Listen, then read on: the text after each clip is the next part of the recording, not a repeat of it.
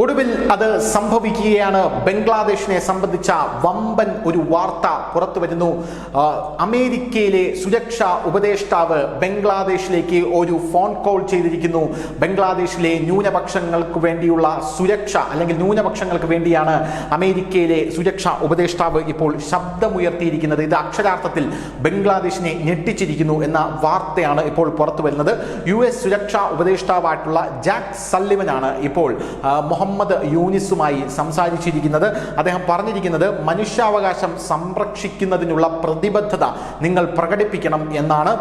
Donald Trump ജനുവരി 20 അധികാരത്തിലേറുകയാണ്. ആ ഒരു സാഹചര്യത്തിലാണ് അമേരിക്കയുടെ നയം അമേരിക്ക മാറ്റിക്കൊണ്ടുവരുന്നത്. ഇന്ത്യയുടെ ഉറ്റ ചങ്ങാതിയാണ് ഡൊണാൾഡ് ട്രംപ് എന്ന് പറയുന്നത്. ബംഗ്ലാദേശ് കഴിഞ്ഞ ദിവസമാണ് ഷെയ്ഖ് ഹസീനയെ തങ്ങൾക്ക് കൈമാറണമെന്ന് ഔദ്യോഗികമായി നയതന്ത്ര കുറിപ്പിലൂടെ അറിയിച്ചത്. ആ ഒരു സാഹചര്യത്തിലാണ് ഇപ്പോൾ അമേരിക്ക തന്നെ നേരിട്ട്, അമേരിക്കയിലെ സുരക്ഷാ ഉപദേഷ്ടാവ് തന്നെ നേരിട്ട് ബംഗ്ലാദേശിലെ ന്യൂനപക്ഷങ്ങളുടെ വിഷയത്തിൽ ഇടപെടുന്നു എന്ന റിപ്പോർട്ടുകൾ പുറത്തു വരുന്നത്. US ഇതിനെ സംബന്ധിച്ച് പറയുന്നത് ഇത്തരത്തിലാണ്: മനുഷ്യരുടെ മതം നിങ്ങൾ എന്തിനാണ് നോക്കുന്നത് എന്നുള്ളതാണ്. മനുഷ്യരുടെ മതം പരിഗണിക്കാതെ നിങ്ങളെ അവർക്ക് മനുഷ്യരായി തന്നെ ട്രീറ്റ് ചെയ്യാൻ കഴിയില്ലേ എന്നാണ് US ബംഗ്ലാദേശിനോട് ചോദിക്കുന്നത്. മനുഷ്യാവകാശങ്ങളെ ബഹുമാനിക്കാനും സംരക്ഷിക്കാനുള്ള പ്രതിബദ്ധത നിങ്ങൾ പ്രകടിപ്പിക്കണം എന്നാണ് ജാക്ക് സള്ളിവാൻ ഇപ്പോൾ പറഞ്ഞിരിക്കുന്നത്. പോരാത്തതിന് ഈ വിഷയം US പാർലമെന്റിലടക്കം ഉന്നയിച്ചുകൊണ്ട് അവിടെ വലിയ രീതിയിൽ ഇത് ചർച്ചാ വിഷയമായി മാറിയിരിക്കുന്നു എന്ന് നമുക്ക് മനസ്സിലാക്കാനായി സാധിക്കുന്നു. US കോൺഗ്രസിലെ പാർലമെന്റ് അംഗമായിട്ടുള്ള താന്തേ ധാറാണ് ഇത് പാർലമെന്റിൽ ഉന്നയിച്ചത്. അദ്ദേഹം US പാർലമെന്റ് പറഞ്ഞിരിക്കുന്നതെന്ന് പറഞ്ഞാൽ US കോൺഗ്രസും US സർക്കാരും ഇതിൽ നടപടിയെടുക്കാനുള്ള സമയം അതിക്രമിച്ചിരിക്കുന്നു എന്നുള്ളതാണ്. അതായത് ബംഗ്ലാദേശിൽ ഹിന്ദുക്കളും മറ്റ് ന്യൂനപക്ഷങ്ങളും ആക്രമിക്കപ്പെടുന്നതിൽ, അതിക്രമം നേരിടുന്നതിൽ നിങ്ങൾ നടപടിയെടുക്കാനുള്ള സമയം ഇപ്പോഴിതാ അതിക്രമിച്ചിരിക്കുന്നു. അതുകൊണ്ട് എത്രയും വേഗം ബംഗ്ലാദേശിന്റെ ഈ വിഷയത്തിൽ നിങ്ങൾ ഇടപെടണം എന്നാണ് അദ്ദേഹം പറയുന്നത്. സമൃദ്ധവും സുസ്ഥിരവും ജനാധിപത്യപരവുമായ ഒരു ബംഗ്ലാദേശുമായുള്ള ബന്ധമാണ് ഞങ്ങൾ നിങ്ങളുമായി ആഗ്രഹിക്കുന്നത്. US പിന്തുണ ആ ഒരു ബംഗ്ലാദേശിന് ഉണ്ടാകും എന്നാണ് സള്ളിവൻ പറഞ്ഞിരിക്കുന്നത്.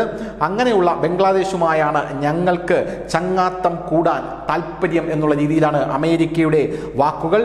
അവിടെയുള്ള ബംഗ്ലാദേശിലുള്ള ഹിന്ദു ആക്ഷൻ ഇതേക്കുറിച്ച് പറയുന്നത്, ഹിന്ദുക്കൾക്കെതിരായിട്ടുള്ള ക്രൂരമായ ആക്രമണങ്ങളുടെ റിപ്പോർട്ടുകൾ ഇപ്പോഴും ഉയർന്നു വരികയാണ് എന്നുള്ളതാണ്. പ്രത്യേകിച്ച് കഴിഞ്ഞ 2 ആഴ്ചയായി ദുരിതബാധിതരിൽ നിന്ന്, അതായത് ന്യൂനപക്ഷങ്ങളിലെ ദുരിതബാധിതരിൽ നിന്ന് സഹായ ഹസ്തങ്ങൾക്കായുള്ള മുറവിളി ഉയരുന്നു. ജമാഅത്തെ ഇസ്ലാമി എന്ന് പറയുന്ന വർഗീയ സംഘടനയിലെ തൻ്റെ കൂട്ടാളികളെ, അതായത് മുഹമ്മദ് യൂനിസിന്റെ കൂട്ടാളികളാണ്, ചങ്ങാതികളാണ് ഈ ജമാഅത്തെ ഇസ്ലാമിയിലെ എന്ന് പറയുന്ന വർഗീയ സംഘടനയുടെ കൂട്ടാളികൾ, ആ ഭീകരവാദികൾ. അവരെ ഈ ന്യൂനപക്ഷങ്ങൾക്കെതിരെയുള്ള അതിക്രമങ്ങൾ തടയുന്നതിൽ നിന്ന് ബംഗ്ലാദേശിന്റെ യൂനിസ്, ഇപ്പോഴിരിക്കുന്ന ഉപദേഷ്ടാവ് യൂനിസ് പൂർണ്ണമായും പരാജയപ്പെട്ടു എന്നാണ് ഹിന്ദു ആക്ഷൻ പറയുന്നത്. 5 മാസത്തിനിടെ ബംഗ്ലാദേശ് നടന്ന കാര്യങ്ങൾ ഞെട്ടിക്കുന്നതാണെന്നും Hindu action executive director Utsav Chakrabarti പറയുന്നു.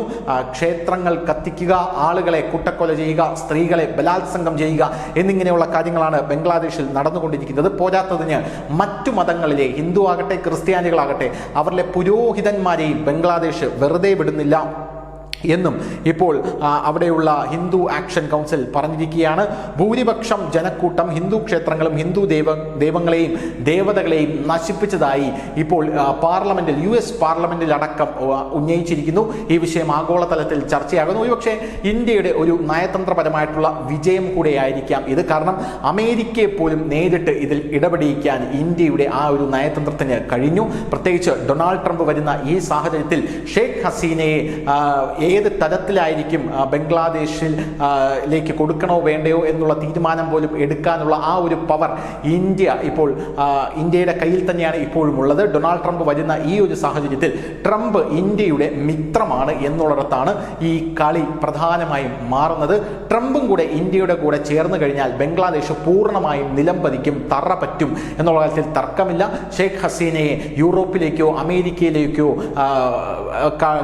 പോകാനായി അനുവദിക്കാനുള്ളൊരു സാഹചര്യം ഉണ്ടാകും. നേരത്തെ ജോ ബൈഡൻ ഇരുന്നപ്പോൾ ഹസീനയെ അങ്ങോട്ടേക്ക് പോകാനുള്ള വിസ ജോ ബൈഡൻ നിഷേധിച്ചിരുന്നു. അപ്പോഴും ഇന്ത്യ അമേരിക്കയെ എതിർത്ത് നിൽക്കുന്ന ഒരു കാഴ്ചയാണ് കാണാനായിട്ട് സാധിച്ചത്. എന്നാൽ ഇപ്പോൾ ട്രംപ് വരുമ്പോഴേക്കും അതിൻ്റെ അലയൊലികൾ ബംഗ്ലാദേശിന് മനസ്സിലായി തുടങ്ങിയിരിക്കുന്നു. അമേരിക്കയുടെ നിലപാട് പതിയെ മാറി വരുന്നു.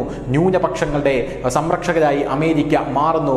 അതാണ് ഡൊണാൾഡ് ട്രംപ് അദ്ദേഹത്തിൻ്റെ പ്രചരണത്തിൽ എല്ലാം പറഞ്ഞത്. ഞാൻ ഹിന്ദുവിൻ്റെ വലിയൊരു ഫാനാണ്, ഹിന്ദുസ്ഥാന്റെ വലിയൊരു ഫാനാണ്. അക്ഷരാർത്ഥത്തിൽ അത് ശരിവയ്ക്കുന്ന നീക്കങ്ങളാണ് ഇപ്പോൾ അമേരിക്കയിൽ നടക്കുന്നത്. News desk news India Malayalam.